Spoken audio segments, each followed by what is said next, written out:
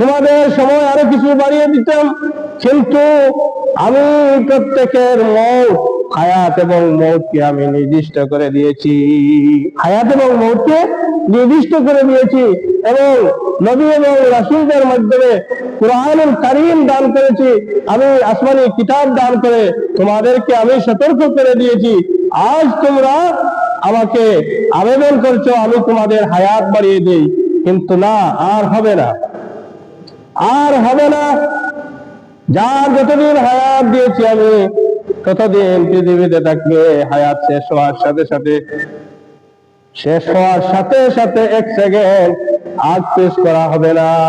তোমাদের সময় মতো এই পৃথিবী ছেড়ে চলে যেতে হবে।